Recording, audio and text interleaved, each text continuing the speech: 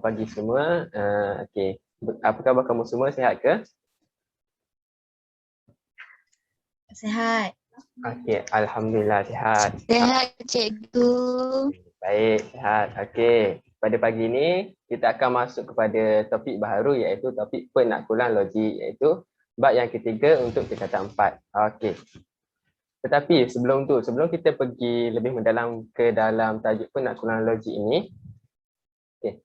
Cikgu tahu ada di antara kamu yang datang sekolah ada yang menggunakan basikal, ada yang jalan kaki, ada yang ibu bapa hantar. Okey, adakah ada di antara kamu yang datang ke sekolah menggunakan basikal? Saya cikgu. Okey, Syafiqah. Okey, saya ada satu pernyataan untuk Syafiqah. Okey, yang kamu harus lakukan adalah kamu cakap betul ataupun salah dan berikan sebab. Okey. Okey, adakah ini okey. Basikal ini adalah basikal yang Syafiqah guna untuk pergi ke sekolah. Betul ataupun salah? Saya rasa salah Okey, salah sebab? sebab basikal ni terlalu dahsyat untuk saya. Okey. Okey, sebabnya adalah ini bukan basikal yang sama digunakan oleh Syafiqah. Okey, seterusnya. Okey. Seterusnya saya ada satu pernyataan untuk Hazirah. Okey, Hazirah kamu harus jawab betul ataupun salah saja. Okey. Adakah beg sekolah ini bukan beg sekolah kamu? Betul ataupun tidak? Cikgu, Hazira dia hilang. Okey, Hazirah hilang. Okey, Syafiqah lah. Syafiqah, betulkah ni beg sekolah kamu ataupun tidak? Tak. Okey, tidak. Okey. Terima kasih. Okey, seterusnya. Okey. Memandangkan Hazirah pun tak ada. Okey. Pernyataan ini untuk Syafiqah juga. Okey, Syafiqah jawab betul ataupun tidak. Okey. Tidak sahaja. Okey. Okey. Semua murid lelaki di sekolah ini menggunakan baju berwarna seperti yang tertera di gambar. Betul atau salah? Saya rasa salah. Okey, salah. Betul. Disebabkan ada yang memakai baju warna putih, ada yang pakai warna biru dan warna yang tertera di dalam gambar ni. Okey. Terima kasih untuk jawapannya. Okey. Kamu tahukah kenapa cikgu bertanyakan beberapa soalan ataupun melakukan proses ini?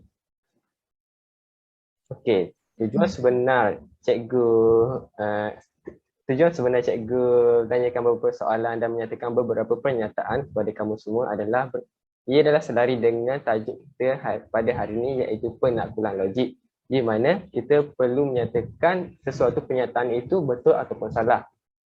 Ini sama seperti yang kamu lakukan tadi, di mana kamu mengatakan beberapa ada yang betul, ada yang salah. Perkara itulah yang kita akan belajar pada hari ini. Okey. Jom kita masuk kepada tajuk hari ini iaitu penaklukan logik. Okay, sebelum itu kita tengok dulu hasil pembelajaran iaitu di akhir sesi pengajaran dan pembelajaran, murid boleh mengenal pasti suatu ayat itu pernyataan atau tidak. Yang kedua adalah menentukan nilai kebenaran sesuatu pernyataan. Okey. Sebelum kita masuk kepada penaklukan logik itu, kita harus tahu apa itu maksud penaklukan logik. Okey, maksud sebenar penaklukan logik ini, tentu kamu tidak familiar kan dengan perkataan penaklukan ni kan? Okey. Maksud penaklukan logik ini sebenarnya adalah membuat penilaian menggunakan akal dan logik, iaitu daripada sesuatu pernyataan ataupun sesuatu ayat, kamu harus membuat penilaian menggunakan akal dan logik, iaitu memberikan penilaian betul ataupun salah kepada sesuatu pernyataan tersebut. Seterusnya adalah pernyataan. Pernyataan ini adalah sesuatu ayat yang dapat ditentukan nilai kebenarannya. Jika ayat tersebut kita tidak dapat tentukan nilai kebenarannya, sebagai contoh, ayat itu kita tidak tahu betul ataupun salah, bermakna itu bukan satu pernyataan. Berbeza pula jika sesuatu ayat itu kita dapat tentukan nilai kebenarannya. Kita dapat bagi tahu bahawa ayat itu adalah betul, bermakna itu adalah satu pernyataan. Okey, setakat ini faham ke apa itu maksud pernyataan dan apa itu maksud penaklukan logik? Faham, cikgu. Okey, baik. Bagus anak murid saya. Okey, alhamdulillah. Okey. Pernyataan ini terbagi kepada dua. Seperti yang cikgu cakap tadi, untuk menentukan ia adalah satu pernyataan ataupun bukan pernyataan, kita harus tengok, kita harus lihat kepada nilai kebenarannya, di mana kita dapat menentukan ataupun tidak dapat menentukan nilai kebenaran sesuatu ayat. Okey, untuk contoh yang pertama, cikgu bagi dua contoh untuk pernyataan, iaitu di mana 5 lebih besar daripada 3. Di mana ayat ini betul, di mana 5 itu betul lebih besar daripada 3. Kita dapat pastikan nilai kebenaran ayat tersebut, bermakna ini adalah satu pernyataan. Tetapi berlainan pula untuk contoh yang kedua, iaitu 4 adalah nombor ganjil. Walaupun ayat itu salah ataupun palsu, tetapi kita dapat menentukan nilai kebenaran dalam ayat tersebut. Bermakna jika kita dapat menentukan nilai kebenaran dalam sesuatu ayat, bermakna itu adalah sesuatu pernyataan. Okey, untuk yang lebih jelas saya akan bagi pula contoh bukan pernyataan. Okey, ini adalah dua contoh bukan pernyataan, di mana yang pertama 1 tambah 2, di mana kita tidak dapat menentukan sama ada ia betul ataupun tidak. Sama juga untuk yang kedua, di mana X tambah 10 sama dengan 8. Kita tidak dapat menentukan nilai kebenaran ayat tersebut. Kita tidak tahu adakah ia betul ataupun salah. Okey, rumusannya untuk menentukan sama ada ia adalah satu pernyataan ataupun tidak, kita harus lihat kepada nilai kebenarannya, di mana jika kita dapat tentukan nilai kebenaran, bermakna itu adalah pernyataan.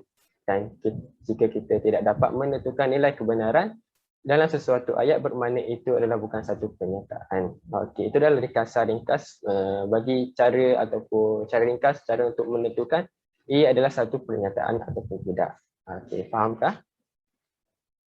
Faham? Faham. Cikgu. Okay, jelas Okey. Kalau kamu ada ada soalan yang tidak ataupun tidak faham, kamu boleh tanya cikgu. Okey. Okey. Pernyataan jika kita dapat tentukan itu adalah pernyataan, sesuatu ayat itu adalah pernyataan, kita juga harus tentukan pernyataan itu adalah pernyataan betul ataupun pernyataan yang salah. Okey. Untuk di sini cikgu akan bagi dua contoh pernyataan yang betul dan dua contoh pernyataan yang salah. Okey, pernyataan yang betul yang pertama adalah 5 lebih besar daripada 3. Betulkah? Betul kan? Pernyataan ini iaitu 5 lebih besar daripada 3. Okey, untuk pernyataan yang kedua adalah 2 lebih besar 2 tolak dengan 2 sama dengan kosong. Pernyataan ini betul sebab betul lah 2 tolak dengan 2 akan sama dengan kosong. Okey, ini adalah dua contoh pernyataan yang betul, dan untuk contoh pernyataan yang salah pula adalah 4 adalah nombor ganjil, di mana kita tahu sebenarnya 4 ini adalah nombor genap. Yang seterusnya adalah 1 tambah 1 sama dengan kosong. Okey. Ini adalah satu pernyataan yang salah, di mana kita tahu 1 tambah 1 itu sama dengan 2. Okey, jelaskah tentang bagaimana cara untuk menentukan pernyataan itu betul ataupun salah? Ataupun masih kurang faham, perlukan penjelasan yang lebih mendalam? Jelas, cikgu. Okey, jelas. Okey. Jika kamu semua jelas, kita masuk kepada latihan untuk menentukan sesuatu pernyataan itu betul ataupun tidak. Okey, di sini ada 4 soalan, di mana soalan pertama dan soalan yang kedua cikgu akan selesaikan, tetapi untuk soalan yang ketiga dan soalan yang keempat kita akan selesaikan secara bersama-sama. Okey. Soalan ni adalah untuk menentukan sama ada sesuatu ayat itu adalah pernyataan ataupun tidak.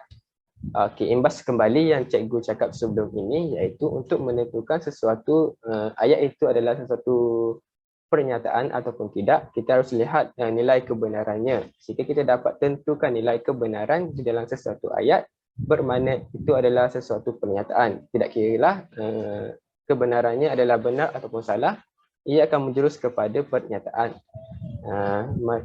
Manakala jika kita tidak dapat menentukan nilai kebenaran dalam sesuatu ayat, bermakna itu adalah bukan sesuatu pernyataan. Okey, kita lihat kepada contoh yang pertama, iaitu 70 lebih besar daripada 70 lebih kecil daripada 5. Okey, cikgu ada satu soalan untuk kamu semua. 70 lebih kecil daripada 5. Betul atau salah? Salah, cikgu. Okey, salah. Okey, jika kita dapat menentukan nilai kebenaran dalam sesuatu ayat itu bermakna ini adalah sesuatu pernyataan. Okey. Untuk seterusnya adalah 12 tambah dengan 13, di mana di sini untuk soalan kedua ini kita tidak dapat menentukan nilai kebenaran ayat tersebut, di mana 12 tambah dengan 13. Kita tidak tahu apa yang akan terjadi selepas itu.